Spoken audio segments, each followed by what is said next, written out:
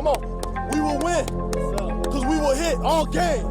We are motivated. We are dedicated. Come on now. Come on now. We will win. Because we are the best on the field. Then we hit the field like all day light, all night light, on the blue light, offense light, defense light, his squad light, house call light, and it sound light, and it sound light, and it sound light. I'ma do this here forever. EQ. Forever. Triune. Forever. Yeah. Forever. I'ma do this here forever.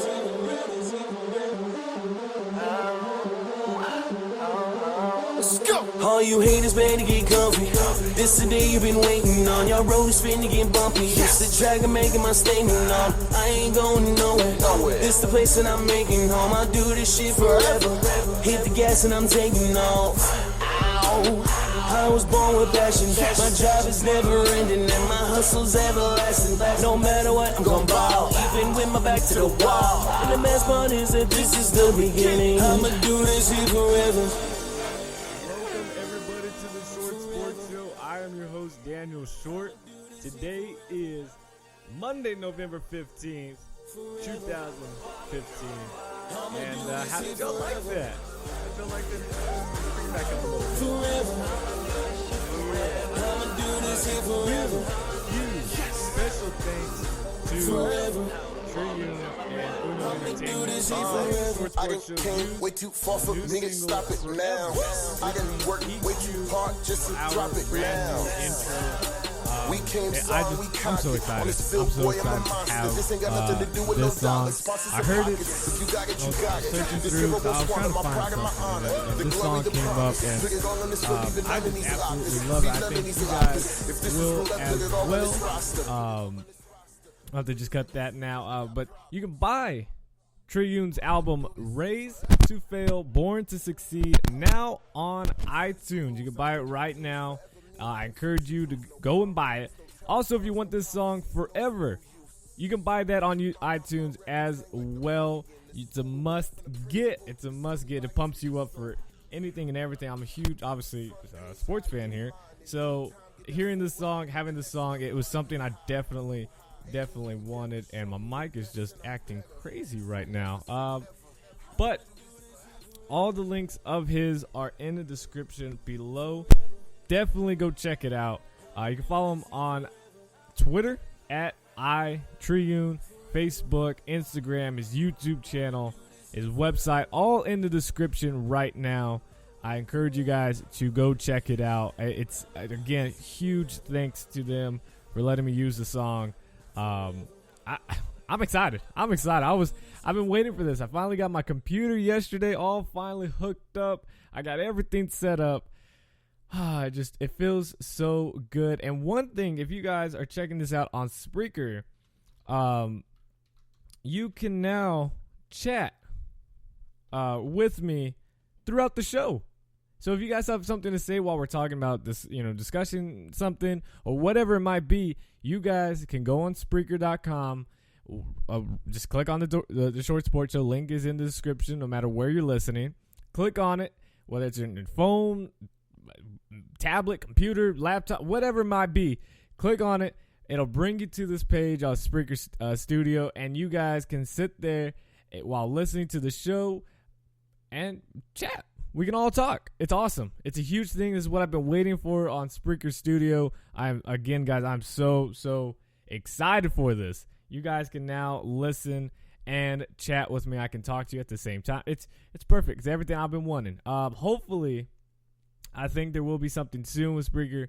I don't know this for sure, where you are able to talk and have you guys down, make a quick clip, bring it on over to Spreaker, and I can listen to it, play it on the show and respond that way. It's awesome stuff. So this is why I am so excited to have everything. This is what I've been wanting to do. So let's get on with the show and start off with college football as always. Welcome everybody. I'm pumped for this show. I've been super pumped for this. Let's go ahead and start. An apparent shoulder injury kept Michigan State quarterback Connor Cook on the sideline for the second half of the 13th-ranked Spartans' 27-4 victory over Maryland on Saturday afternoon. After the game, Cook said he was healthy enough to play next week when the Spartans go on the road for a Big Ten showdown against number 3 Ohio State. It's going to be a huge matchup, and Michigan State obviously needs them. When asked how confident he was on a scale 1 to 10 that Cook would be healthy against Ohio State, Spartans head coach Mark D'Antonio said, quote, "I feel like a 9.5. I'm pretty confident," end quote, which is huge. Cook temporarily left the game in the first half when he took a hard hit, left him favoring his right arm. He returned to action but completed only 6 of 20 pass attempts in the first half. The quarterback said he was held out by Dan Ontario for precautionary reasons. I'm too excited here. I'm skimming through all of this. But junior quarterback Tyler O'Connor took Cook's place and completed 6 of 11 passes in the second half. I mean, they basically had their way against Maryland. But this is huge. Connor Cook needs to play for Michigan State against Ohio State because, as we all know, I'm not a huge fan of Ohio State.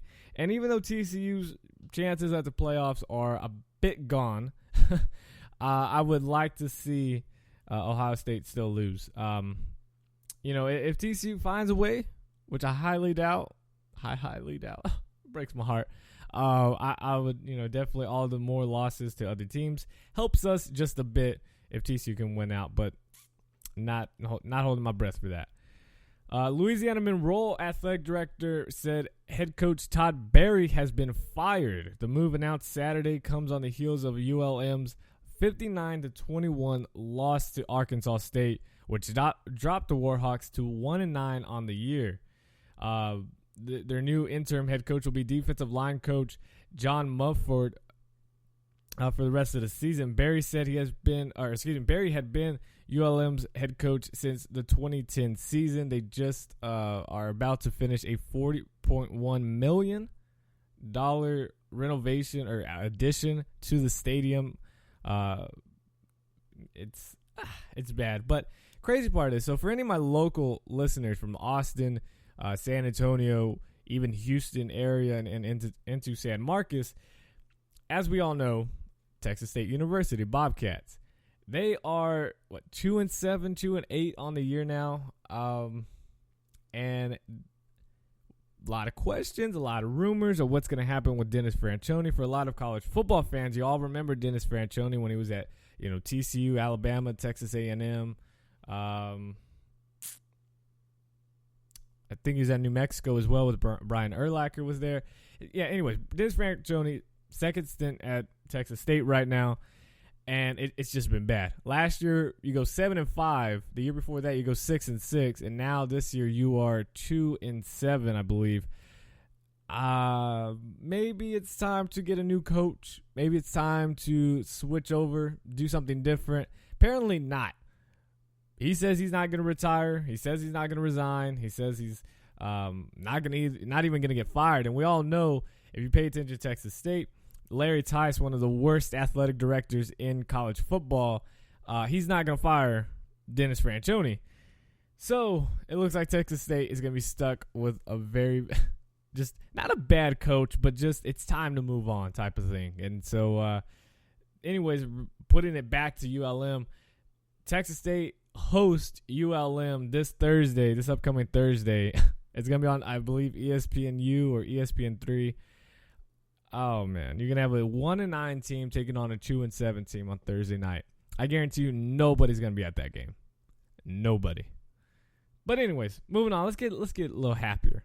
Navy quarterback Keenan Reynolds broke the FBS record for career rushing touchdowns when he scored for the 78th time in Saturday's 55-14 blowout of SMU. Now, he did not score it 78 times in that game, which probably could have done against SMU.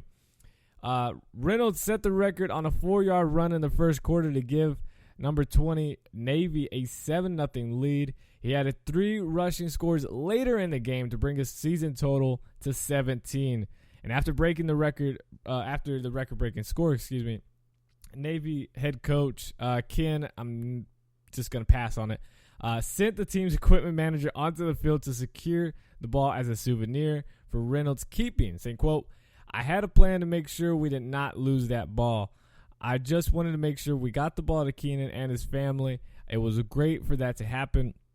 I thought it was great for that he was able to present the ball to his dad. It was a pretty cool deal." Reynolds finished the day with, again, 4 rushing touchdowns, 137 yards on 14 carries to go with 81 yards and a touchdown, which was a 79-yard pass for 2 for 9 passing, which obviously Navy runs a triple option, so no one really cares what he throws. He did the mark that was set was by former Wisconsin running back Monty Ball, who we all know and remember. And I thought he was going to be great and into the NFL, and that he could be that back for the Broncos. I think he's now with possibly the Patriots. I don't know where he's at anymore. But he's non-existent basically. But Keenan Reynolds, oh man, I think is one of all of our favorite players in college football. Just somewhere in there, our top 5, top 10, he's there. And it just sucks that once you go to Navy, any of those academies, you could be the next Roger Staubach. It doesn't matter. You got to go enlist into wherever you're at for a certain amount of years. I think it's like 3 or 4. And then you're eligible. You're still eligible for the draft. You can still get drafted, which, of course, not a lot of teams are going to draft a triple option guy, especially from the academy, because they don't want to waste the pick. Because, again, he's going to be gone for 3 or 4 years before he can even play. But Keenan Reynolds, I wish the best for him wherever it may be, whether it's a football career down the line or it's into the Naval Academy for the rest of his life. Whatever it might be, I wish the best. He's one of my favorite. I loved watching him. And last year when Navy was at Texas State to play a game, sadly he was injured, so he did not play. I was really hoping. I was on the sideline. I was really hoping to watch him play, but still got to see him. Still got to see him at some point. But yeah, best luck and wishes to Keenan Reynolds, even though the season's not over yet. Todd Gurley, Rams quarterback. Wow, I am screwing up today. Woo! Nope. I keep wanting to say New Orleans Saints. I don't know why. St. Louis Rams running back Todd Gurley says Leonard Fournette should play for LSU in 2016. In an interview with 99.9 The Fans Big Game Day, he said, quote, "Come back and play, man. We don't care about all that. We're just waiting to go play for the NFL. We're football players. We've been playing this game for our whole life for free or with money. We don't care about that. We play for the love of the game," end quote. Entering Sunday's game, Gurley has the 4th most rushing yards in the NFL right now in his rookie season, just 1 year after tearing his ACL while playing for the University of Georgia. Fournette spent most of the season, as we all know, as a Heisman Trophy frontrunner. Then he played Alabama, and then this past week was bad. It looks like Derrick Henry might be the favorite now. Now, Fournette won't be eligible for the NFL draft until 2017. People still, I don't know why, they are still caught off guard and act like that's not true. He cannot enter the NFL draft until 2017. After his 3rd season of college eligibility, you have to be in college for 3 years. Yes, you can go as a redshirt sophomore, but guess what? That's 3 years of college. Or you go as a junior after your junior year. You cannot go as a sophomore. I tell this to so many people about Leonard Fournette and what they think and stuff, and people are like, "Oh, he can still go. He's a sophomore." And I'm just like, no, they act like it's still college basketball or something. All you got to do is be there for 2 years, and then, no, it's 3 years. I don't know why people get that confused. And anyways, people, of course, were saying that Leonard Fournette should sit out for the 2016 season, so that way he's healthy. But as we all know, that's not always the case.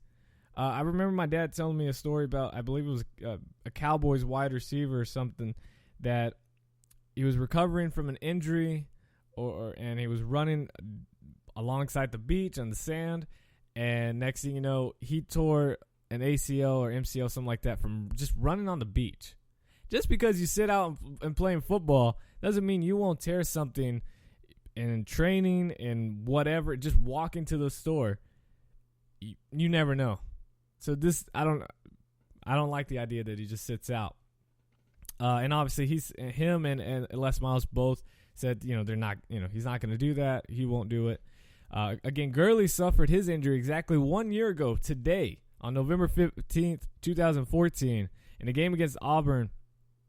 And the Rams still made him the first round pick in the NFL draft and selected him 10th overall. Obviously, that's worked out for him. Gurley sat out the first 2 games of the season and has rushed for over 664 yards, 4 touchdowns in just 6 games. He is averaging an incredible 5.6 yards per carry. He has also become a mentor for Georgia running back Nick Chubb, who, like Gurley, suffered a season-ending knee injury. And he's been talking to both of them, helping them out, and guiding them along the way and what he did and what he believes is best for them as they approach their possible NFL careers.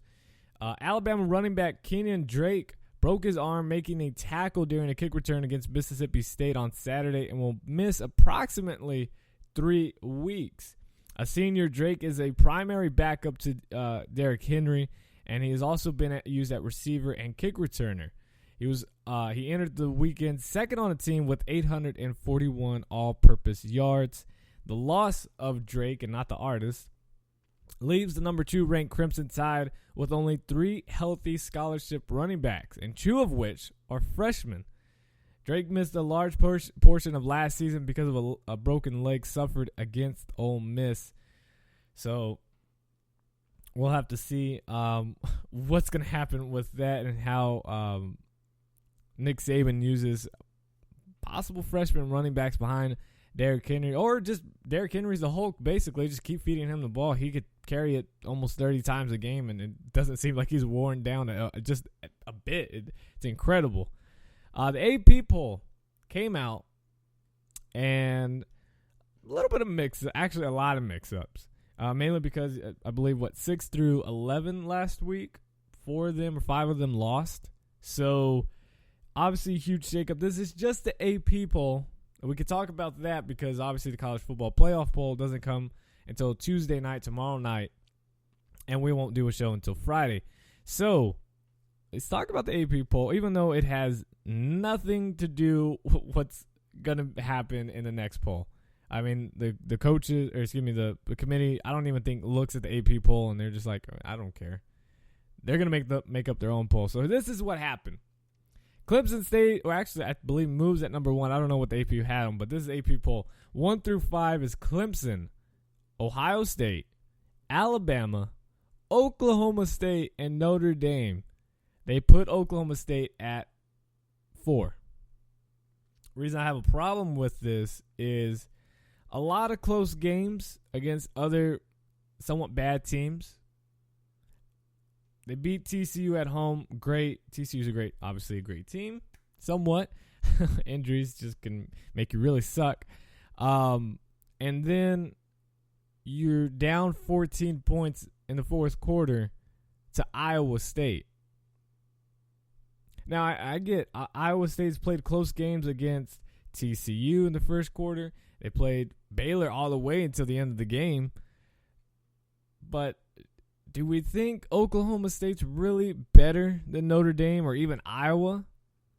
I don't. I don't think Oklahoma, and it's not me being salty because Oklahoma State beat TCU. I have moved on from that. I've moved on from that.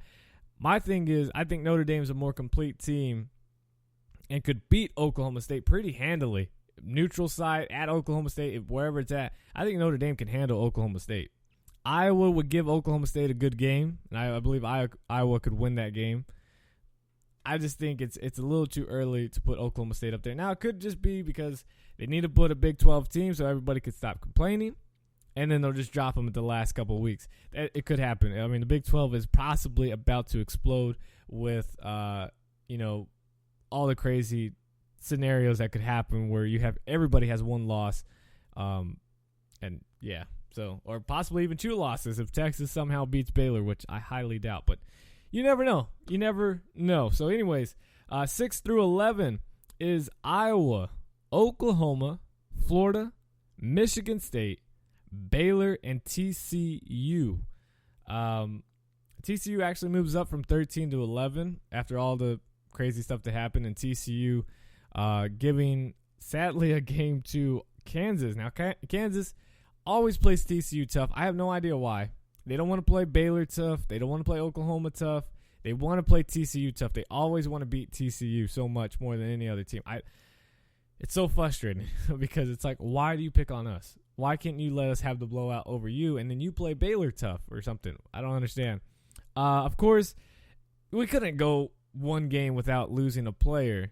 We lost our long snapper for the year in that game. One of our offensive linemen got hurt, or two of them. I don't remember. It's happened so frequently. One of them got hurt. I believe he should be okay for next week, but that happened. And then the worst injury of all, quarterback Trevon Boykin rolls his ankle and is out for the rest of the game. He's held out precautionary reasons. Obviously don't want him to get hurt even more. TCU squeaks by 23-17, and I don't know. Kansas basically could have won that game. They had the ball last, and then they got sacked and turned the ball over. But it's just one of those things where it's like, man, I don't know. I don't see any way TCU can beat Oklahoma or Baylor. I mean, unless TCU can just run the ball almost every down. We become the Iowa of football right now, or Wisconsin. Just run this ball. Because we got stable running backs, that's for sure. We got some of the great running backs on the team. But if we try to pass it and play air raid offense and give the ball to, score, it doesn't matter if we score frequently, our defense can't stop anybody. We struggled against Kansas, so what makes you think we're going to be able to beat Oklahoma or Baylor, home or away? I don't know. I mean, I'm obviously a TCU fan, but, man, you got to look at reality, and you got to think these cornerbacks, these DBs, are absolutely garbage. It's not their fault, though, because none of them were supposed to play. But it's just how it works out right now. And who knows on Boykin? Maybe they're just making it up. Maybe he's not, maybe he'll be completely fine. They say he won't. It won't be announced till Friday or even possibly Saturday whether he'll play against Oklahoma. Again, that's at 7:30 Central Time in Oklahoma on ABC. We'll talk about that on Friday. Or he might be out, and we got to put Foster Sawyer, Brad, whoever his last name is, whatever our backups are. Kenny Hill, he's a transfer. He has to sit, so we don't know Kenny Trill this year. But, man, it's going to be tough. All right, enough TCU talk. North Carolina at 12, Houston 13, Michigan 14, Stanford drops to 15, 16 through 20, Florida State, LSU, Utah, Navy, and Northwestern. And then 21 through 25, you got Wisconsin. And then you have Pac-12 schools of USC, Oregon, and Washington State at 24. And, of course, they couldn't just leave Ole Miss alone. They couldn't leave them alone, guys. They put Ole Miss at 25. They bring them back from the dead where they belong down in the rankings. But they put Ole Miss back because they got to make sure Alabama looks nice. They got to make sure. They got to. So there's that. So let's go ahead and look at college football. Deshaun Watson leads Clemson over Syracuse, a 37-27 victory. Deshaun Watson, 34-47, 360 yards, 2 touchdowns. He also led the team in rushing, 14 carries, 105 yards, and a touchdown. Alabama just dominates and rolls through Mississippi State. And, again, I picked Mississippi State. I hoped for a Mississippi State victory, especially with them at home. I thought they could keep it closer than it was. Never close. It was not close, other than the first quarter, if you want to call that close, because it was tied 0. Dak Prescott did lead the game in passing with 300 yards, but also had an interception and no touchdowns. Derrick Henry does it again, 22 carries, 204 yards, and 2 touchdowns. It's just unbelievable what that guy can do. It's frustrating. Ohio State goes through Illinois 28-3. It looked close in the first half after a 14-3 halftime lead, but then they shut out Illinois in the second half. Ezekiel Elliott, 27 carries, 181 yards, and 2 touchdowns. Notre Dame goes through Wake Forest, 28-7. Iowa gets so close each and every time, so close to losing. I think Minnesota, well, I don't know. Nebraska has a shot because they already beat Michigan State, so we don't know just yet. Iowa puts on some new unis. I like them. I like the new uniforms for Iowa. It separates them a little bit because, their normal uniforms kind of look like the Steelers uniforms. Actually, they are the Steelers uniforms, except just the Hawkeye instead of a Steeler logo. But anyways, Minnesota again just can't pull it out. They lose 40-35. Iowa improves to 10-0. LaShawn Daniels Jr., running back for Iowa. I swear, you can plug in any running back you want for Iowa, and they will get it done. 26 carries, 195 yards, and 3 touchdowns for LaShawn Daniels Jr., running back for Iowa. Unbelievable. And how about the game Oklahoma and Baylor? That was a great game. I loved every bit of it, especially because Baylor lost. I was so excited for this game. I was happy with this game. It was incredible. It really was a great game. Baker Mayfield, 24-34, 270 yards, and 3 touchdowns. Samaje Perine went off, 28 carries, 166 yards, and 2 touchdowns. Sterling Shepard, 14 receptions, 177 yards, and 2 touchdowns. Oklahoma just dominated everything. They did everything they wanted to do. They made a couple of mistakes by Baker Mayfield, but ultimately were able to recover this defense. Even though it gave up 34 points, to a Baylor squad, that's like holding a normal team to, 10 or 17. That's a great job. They did everything they needed to do. Stidham looked uncomfortable the whole night.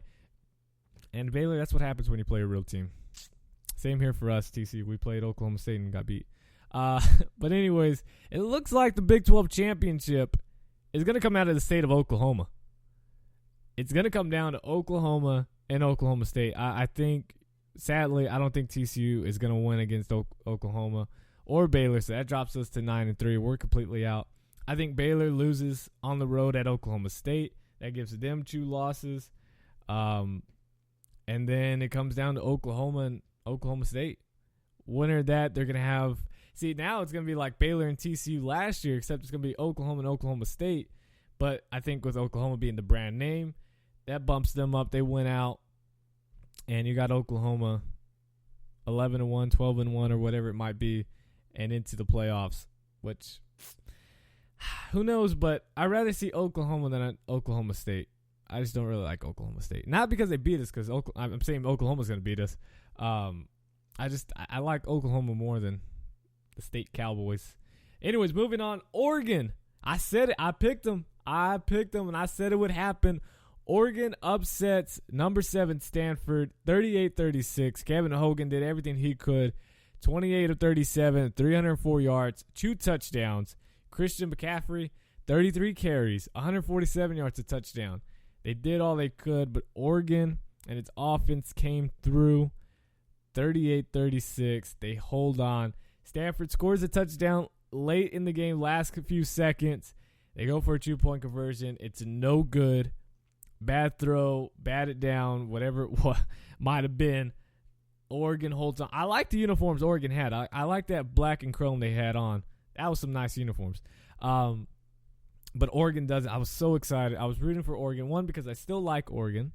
And 2, I want Stanford out as well. This completely knocks them out. And this also sets up a scenario where Stanford can knock out Notre Dame if Stanford beats Notre Dame. That knocks them out. This is going to be crazy. It's going to be very crazy. But if all these things happen, I just now came to my head. If all these things happen, let's say the Big 12 case goes crazy. TCU possibly wins out or whatever it might be, where everybody has 1 loss basically, except for Oklahoma. They would then have 2 losses.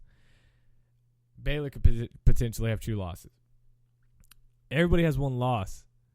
And then Stanford beats Notre Dame. All this talk about we should extend the playoffs to 8 teams or whatever, it's going to be no more. It's going to just stay at 4 because then you're going to have a lot of teams with 2 losses, and then you're going to talk about, well, what about the team with a 3rd loss, but they lost to 3 ranked teams, while the other team with 2 losses ranked to 1 unranked team, 1 ranked team. It's going to be a lot of crazy things where it's going to look like that 8-team playoff would then cause more problems than a 4-team playoff. If all that scenario happens where the Big 12 knocks each other out again, if Stanford knocks out Notre Dame, Pac-12 does something to screw them up, if Alabama loses again, you're going to have all these teams with 2 or 3 losses, and it's going to be like, we'll just pick the best teams, supposedly, and with the 4 teams, and we'll just stick with that because of all the problems. Because, again, if you have an 8-team playoff, then that possibly knocks out a conference championship game for all conferences. It begins to create more problems than it actually solves, which I'm a fan for 8-team playoff. But if that happens, which would be fun to watch, to see all this craziness happen, but it would greatly diminish the possibility of having an 8-team playoff. So we'll just have to see. Again, Oklahoma State comes back, scored 14 points in the 4th quarter while shutting out Iowa State in the 4th to win the game 35-31. Mason Rudolph, 327 yards and a touchdown. Marcel Aitman, another great receiver, 8 receptions, 132 yards, and a touchdown for Oklahoma State. Iowa State, you could have had it right there. All of us were rooting for you. And you let us down. Arkansas, wow, the best 6-4 team in college football right now, hands down. 31-14, they absolutely demolish LSU. 31-14. Alex Collins, 16 carries, 141 yards, and 2 touchdowns. Imagine if he had more. This was on the road. LSU was hosting this game, and Arkansas just shut LSU up. I did not see this coming. I knew Arkansas was coming off a hot streak of scoring 50 points in 3 straight games. It's brand new to the SEC. They haven't seen explosive offenses. Arkansas doesn't really have one. They just are able to dominate teams. And now they just drop LSU just like that. They shut down Leonard Fournette once again. Arkansas. Why not Arkansas? No, I'm just joking. But wow, Arkansas, great job by them. Utah went down. Arizona ends their losing streak to beat Utah 37-30 in double overtime. Anu Solomon, 277 yards, 2 touchdowns. Devontae Booker, 34 carries, 145 yards, and a touchdown. Caleb Jones, a wide receiver for Arizona, 5 receptions, 126 yards, and a touchdown. And Arizona gets it done. I was rooting for them, of course. And they beat Utah. Woo! Exciting college playoff. Florida beat South Carolina. Michigan State beat Maryland. What about Michigan and Indiana? That was a great game. Double overtime for them as well. Jake Rudock absolutely went off at the quarterback spot. 33 of 46. 440 yards, and 6 passing touchdowns. Unbelievable. Jehu Jensen for Michigan had 4 of them, 10 receptions, 207 yards, and 4 touchdowns. Absolutely dominated. TCU squeaks by winless Kansas. 23-17 is your final score. As Boykin goes out in the first series of the first quarter. Florida State dominates North Carolina State. 34-17. Sean McGuire, 18 of 28, 231 yards, 2 touchdowns. Dalvin Cook, he should be up there for the Heisman. 22 carries, 138 yards, and 2 touchdowns.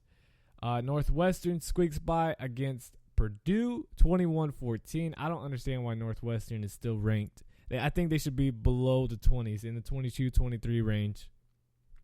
Washington State goes on the road, and with 3 seconds left, they get the victory. 31-27. Josh Rosen for UCLA, 33 of 57, 340 yards. Paul Perkins, 121 yards rushing.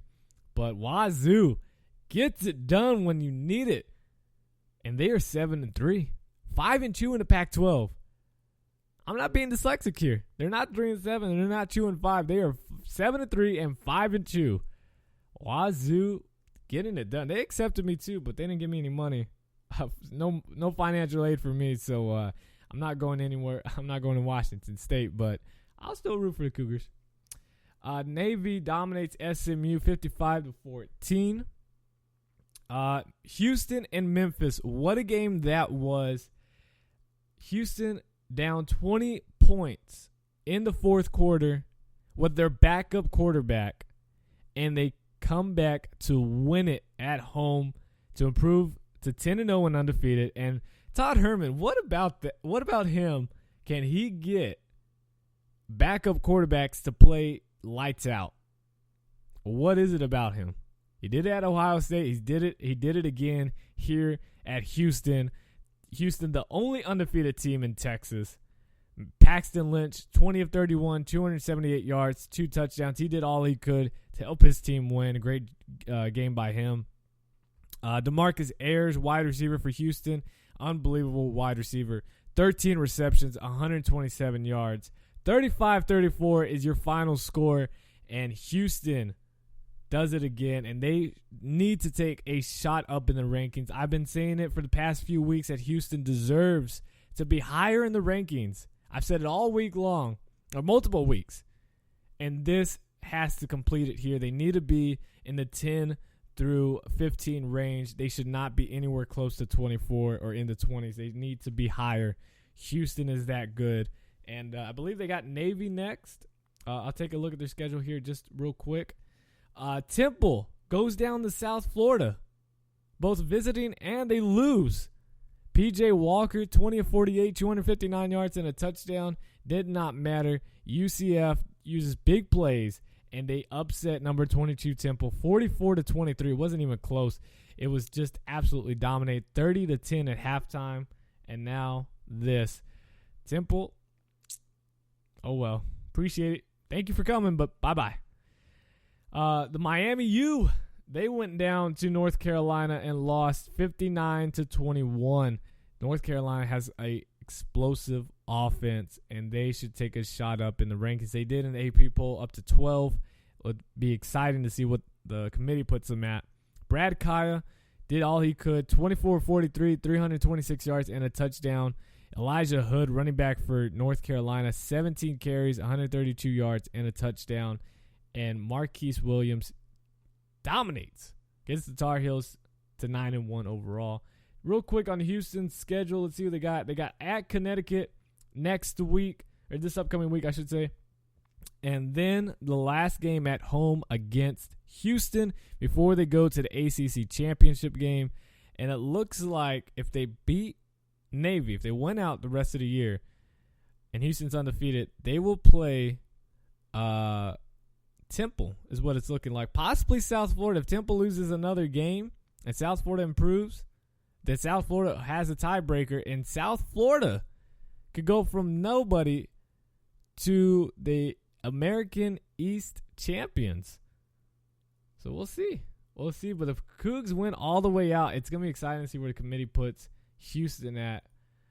Oh, man. It just gets better and better with college football each and every year. Let's move on to the NFL. I'm sorry for all you guys that wanted to are more interested in NFL news. I love college football. I have thought of the idea of possibly making 2 shows, like separate. Like I would end it right there for college football and then start a brand new one for the NFL. Maybe do the college football show on Sunday, so that way you guys can get it a day earlier, and that way listen to college football then right after, a day after college football games, and then do the NFL show on Monday and do it like that. Let me know what you guys think. And tweet me, whatever, at @short_sports 24/7. Let me know what you guys think. I wouldn't mind doing that. But it's up to y'all. We'll see. A lot of breaking news coming into this morning. New Orleans Saints have fired defensive coordinator Rob Ryan after the Saints are now on pace for giving up the most passing touchdowns in a single season in NFL history. So he is now gone. The Saints who knows what's going to happen with their coaching at the end of the year, but it should be interesting with that. Denver Broncos safety TJ Ward fears he will be suspended for a second time this season after he was ejected after taking a swing at Kansas City Chiefs wide receiver Jeremy Maclin in the fourth quarter on Sunday. Ward was penalized for launching himself for a helmet-to-helmet hit on Maclin after Maclin tried to block Ward at the end of Kendricks West. I was close. I believe I got it. Catch and run touchdown with 11 minutes and 10 seconds remaining in the Broncos' 29-13 loss against the Chiefs. Ward then took a swing at Maclin as the two players landed on the ground after the hit.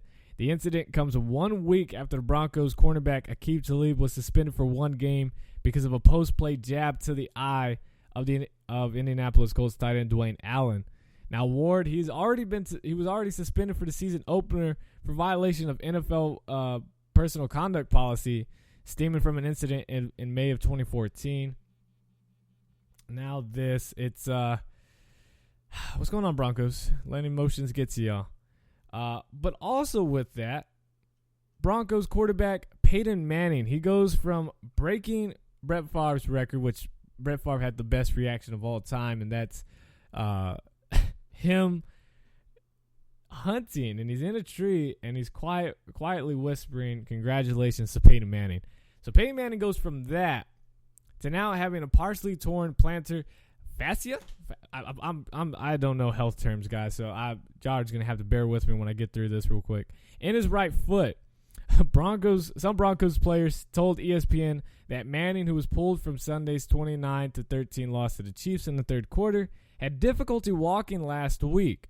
Now, sources told ESPN that Manning had battled plantar fasciitis. I know I'm saying it wrong. I tried to look up. Siri was not helping me at all, guys. And Google, I typed it in and I said, how do you say? And it still wouldn't help. It didn't bring up a thing. I don't know why. For weeks, but is believed to have aggravated the injury against Indianapolis on November 8th, resulting in a partial tear of his plantar fascia. I feel so stupid. I feel like it's wrong. If it's right, then that's amazing. If not, oh well. Almost always a partial tear is more painful to play with than a complete tear. And there's been no indication. Actually, there has been indication that he's going to miss at least 1 game, which I think is probably more common sense than anything. But Manning is trying to see where he's going to be, how much he's going to be sidelined.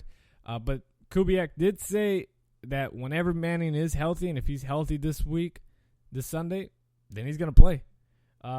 Kubiak replaced Manning with Brock Osweiler on Sunday, ending one of the worst days of Peyton Manning's career. Although, again, he set the NFL record for career passing yards, Manning was 5 of 20 for just 35 yards and 4 interceptions. He was removed from the game after he was sacked twice, and he fumbled.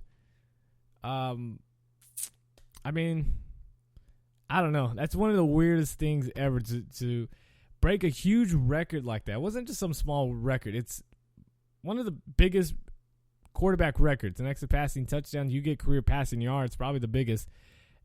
And then you have the worst game of your career. And then be benched. Now, if you guys haven't seen my Twitter or haven't seen the Vine of it, go on my Twitter at @short_sports247, self-plug. Go to it. Scroll down a little bit. I retweeted, and you can find, I don't know who did it. If I knew, I would have told you guys. Anyway, someone had a quick Vine of it, and it was Brock Osweiler going to go get his helmet on the sideline. He picked up his helmet, turns around, and then he sees Peyton Manning jogging back onto the field, and Osweiler just throws his hand up like, what? Oh, that was hilarious. If this was video, I would throw this in. It was freaking hilarious because he's like, Coach, I'm ready. And then he turns around and he just sees that he's still going to be on the side. I don't know. That's funny. Let's go back. More injury news. New England Patriots wide receiver Julian Edelman will undergo surgery in a broken bone. I keep thinking about it. And his broken bone in his left foot. There is hope that Edelman will return this season. He left Sunday's 27-26 victory over the Giants on the final play of the first quarter with the injury, and he did not return. Now, Edelman, this is how important he is. Check this out. A little research here. Edelman entered the game as the team's leading receiver with 57 receptions, 639 yards, and 7 touchdowns.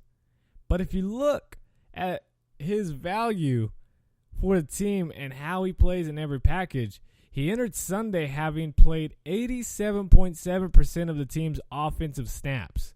His 5 touchdowns out of the slot position are tied for the most in the NFL entering Week 10. It's huge. And then check this out. It just goes bad to worse for the Patriots here, but it seems like it doesn't even matter. According to ESPN stats and information, Edelman, since he became a full-time starter in 2013, he's been targeted 365 times by Tom Brady, almost 100 targets more than Rob Gronkowski, who is second over this span with 270. The Patriots, without Edelman and now running back Dion Lewis, have lost 2 players who have counted for nearly 40% of the receptions this year. Last week, Lewis was lost for the season after suffering a torn ACL. I don't know how the Patriots do it. They can lose star players, and they still find a way to win. Majority of that's on Tom Brady, but you got to look at the defense to come through and overcome some crazy obstacles that because it looked like it was all Giants. And honestly, it would have been. Had Landon Collins, he had the interception all the way. When he went down, he still had full possession, but as soon as he rolled over, he drops the ball. And it's just like, that was it. I was rooting for the Giants to win this because obviously I just don't like the Patriots. But I was really hoping the Giants could get this done, and especially Landon Collins. I like him a lot. And I thought he had it. What a great way to end the game, and drops it the last second. But Patriots, they just keep winning. I guarantee you guys, 2016 NFL Draft, when Ryan Switzer is available, he is a wide receiver for the North Carolina Tar Heels. Watch his tape. Tell me he doesn't look like a mini Wes Welker and Julian Edelman. I guarantee you he is drafted to the Patriots. Some I don't know what's going to be. He's going to be picked up in the draft or free agency, and he will be the next Wes Welker, the next Edelman. I guarantee you. Ryan Switzer is unbelievable. That guy's quick. He's quick. Giants wide receiver Victor Cruz announced this morning that he will undergo season-ending surgery on his left calf. He tweeted out a video, and he hasn't played He hasn't played the season and hasn't practiced since August 17th when he pulled his left calf muscle.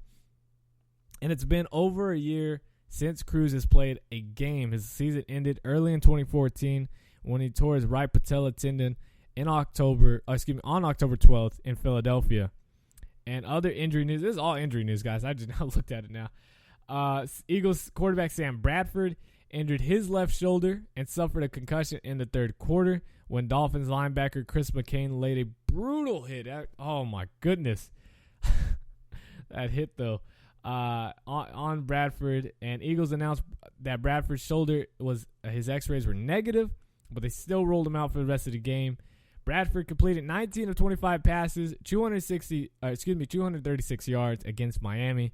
His replacement, Mark Sanchez, came in through a crucial – he just had a Sanchez moment, that's all. Through a crucial red zone interception late in the fourth quarter with the Eagles trailing by 1.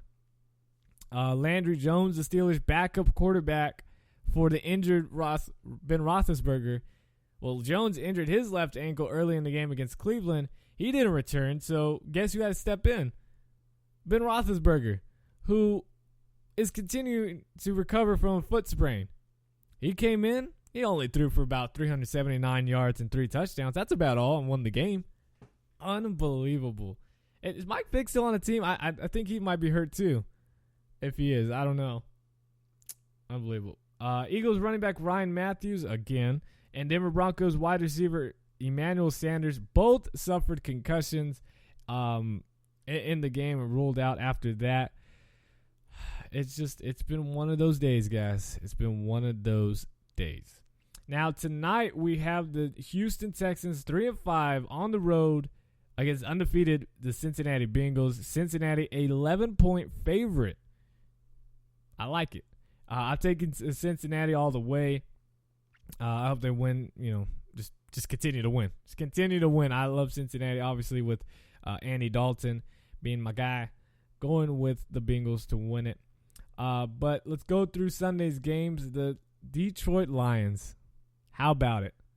Still have no offense whatsoever, but they snap a 24-game road skid against the Green Bay Packers, and they win in Lambeau 18-16. One of the ugliest games ever. Aaron Rodgers, 35 of 61, 333 yards, 2 touchdowns. James Starks, I feel bad for all the owners that picked up James Starks, knowing he was going to be the number 1 running back now for injured Eddie Lacy. He didn't do anything. 15 carries, 42 yards. Calvin Johnson, did okay. 6 receptions, 81 yards. Packers dropped to 6-3, lose first place in the NFC North. They are no longer, not even tied, not even a share. They are second place. Detroit improves this 2-7, trying to keep some hope alive for them. The Cowboys lose their 7th straight game. Unbelievable. Jameis Winston has his first last-minute touchdown victory over the Cowboys. 10-6 is your final score. Buccaneers improved to 4-5. Jameis Winston, 22 of 39, 264 yards, 2 interceptions. Mike Evans, 8 receptions, 126 yards. Probably would have had more if he doesn't have Butterfingers. I don't know what's up with him, but he keeps dropping everything that comes his way. And, man, I don't know what to say. I thought the Cowboys truly would have this. I know their offense was struggling, but I really thought they would have this. Their defense did everything they could. I know they gave it up at the last second, but I mean, when you hold the team to 10 points, that's good for a defense in the NFL. If your defense average giving up just 10 points per game, that's great. Your defense did a great job against the Buccaneers. Excuse me. But the offense only putting up 6 points, that's not going to win you any ball games. Nothing. And I can't put this all on Matt Castle. I know he had an interception, but I mean, something's got to give. It's got to be play calling. Players need to step up and put some points on the board. Tony Romo does not automatically give Cowboys 20 points per game. He's great. He's a good quarterback for them, obviously, but he does not put 20 points up a game. These guys have to make plays. Dez Bryant has to do something other than complaining about media and how they view him and the team. He's got to stop worrying about that. He's got to worry about, how do I get open? How do I help this team put points on the board? What do I have to do? Do I need to work on my run blocking technique for these running backs to get open and find lanes? What do I need to do to make better cuts? I mean, you got a great offensive line. Something's got to give. We'll see. Panthers improved to 9-0 with a victory over the Tennessee Titans, 27-10. Cam Newton, another great game. 21 of 26, 217 yards and a touchdown. Jonathan Stewart, 22 carries, 91 yards and a touchdown. Panthers getting it done. I love it. The Bears stun the Rams in St. Louis. 37-13, Bears get the victory. Jay Cutler, I don't know what's going on with the Bears, but they're doing their job. 19 of 24, 258 yards, 3 passing touchdowns for Jay Cutler. Jeremy Langford, he's become a star in the making. 20 carries, 73 yards, a touchdown. He also led the team in receiving yards, 7 receptions, 109 yards, and a touchdown. Jeremy Langford out of Michigan State, another great running back from there, and is producing. Man, I feel like this might be a game that the Rams just give up, like what they happened to Washington, but unbelievable. Washington beat the New Orleans Saints 47-14. Kirk Cousins, I thought about picking him up on my fantasy, but I said, nah, it's okay, I won't. I freaking should have, because Drew Brees only gave me 12 points. Kirk Cousins went off. 20 of 25, 324 yards, and 4 touchdowns, no interceptions. And great game by him, great timing by him. His dad just gets done with just got done with cancer treatment and all that stuff. Has the best game of his career. Gets the W at home, and he gives the game ball to his father. All prayers to his family and his father. Great game by Kirk Cousins. Awesome job. Alfred Morris, 15 carries, 72 yards. And Matt Jones, who is also a running back for Washington, he led the team in receiving yards with 3 receptions, 131 yards, and a touchdown. Miami Dolphins come back, and Jarvis Landry, back to life, gets a touchdown, the game-winning touchdown, 20-19 over the Philadelphia Eagles. Both teams go to 4-5. Sam Bradford, we talked about him, 19 of 25, 236 yards and a touchdown. DeMarco Murray, 22 carries, 61 yards, nothing, no touchdowns. And Britt Selleck, 4 receptions, 134 yards.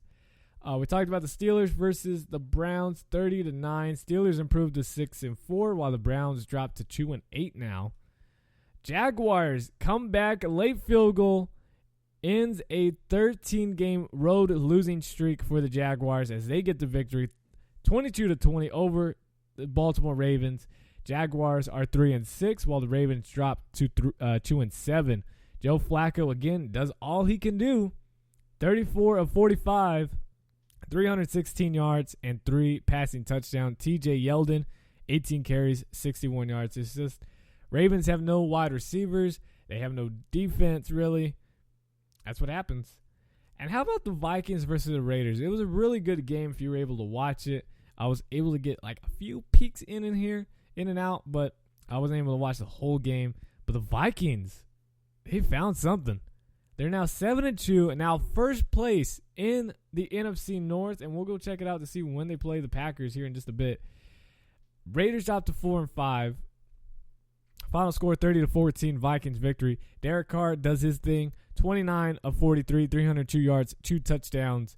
Adrian Peterson, 26 carries, 203 yards, a touchdown. He's going off. Amari Cooper, 5 receptions, 79 yards, no touchdowns, but still a solid performance. Minnesota Vikings, let's see, they've already beat the Bears, they beat the Lions, and they beat the Lions twice actually.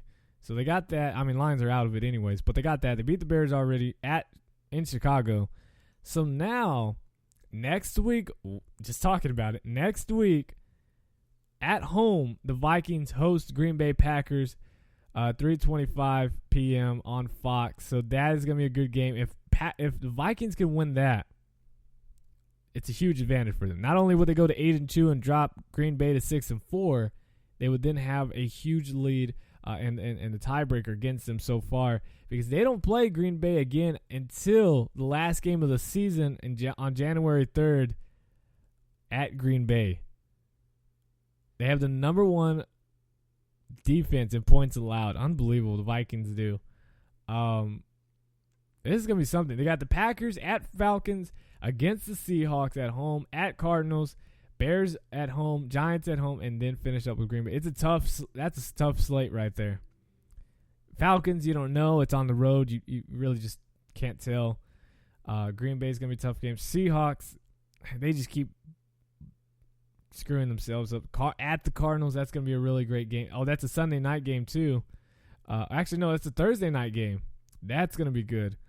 Bears and then Giants. Yeah, so we'll see. Last few games, and then we'll wrap up the show, guys.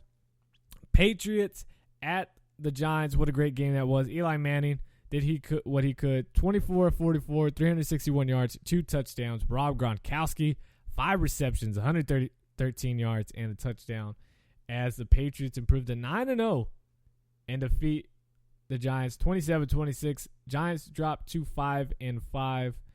The Chiefs, we talked about that. They defeat the Broncos 29-13. I feel bad, my friend Dimitri. Shout out to Dimitri if you're listening. He was at the game.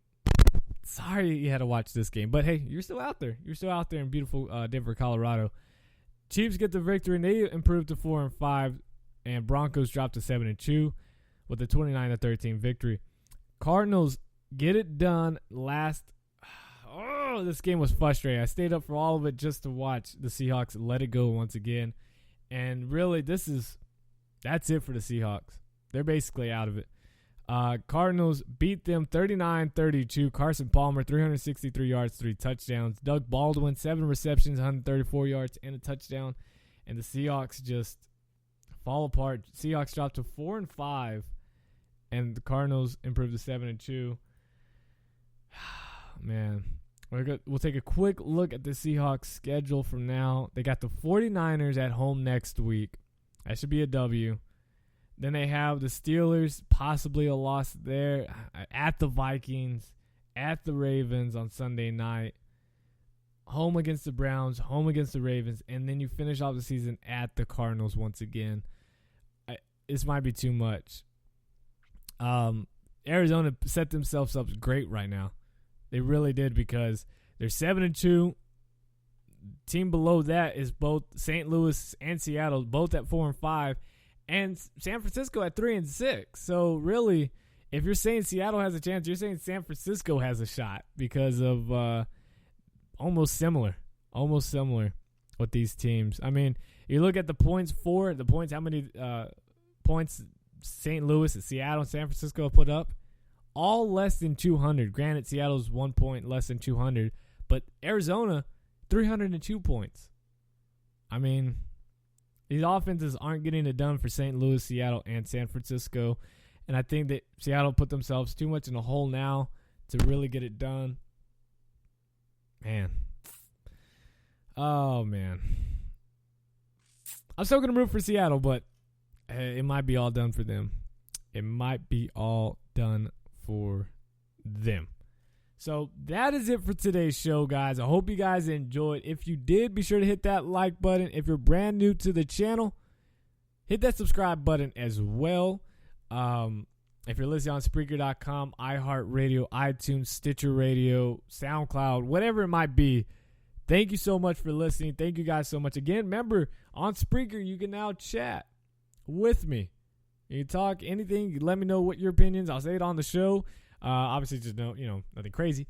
And but again, thank you guys so much, so much for listening. And as always, God first, God bless. And I will see you guys next Friday, this Friday morning, here on Stitcher and everywhere else, Spreaker.com, everywhere.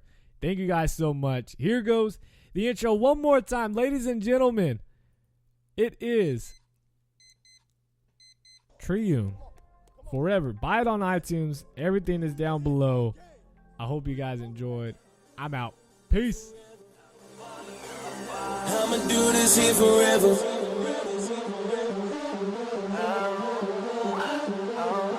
Let's go. All you haters better get comfy.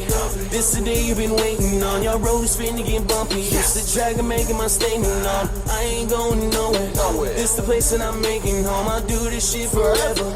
Hit the gas and I'm taking off. Ow.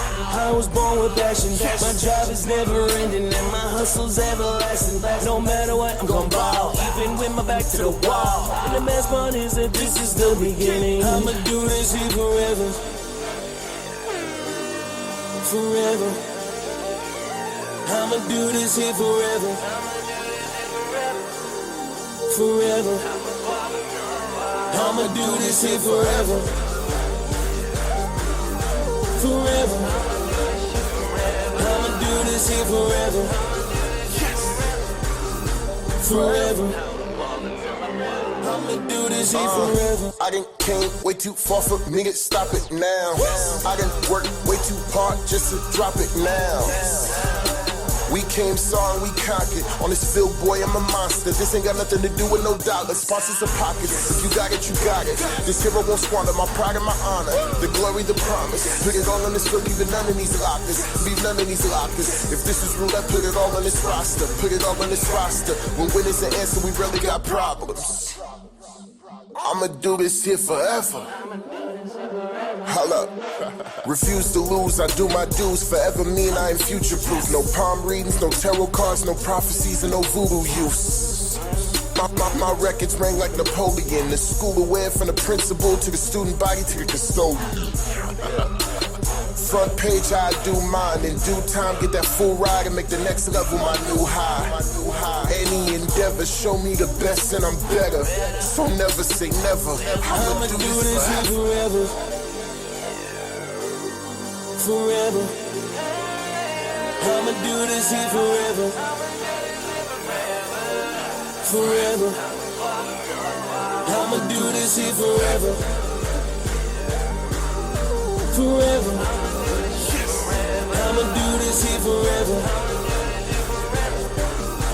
Forever. I'ma do this here forever.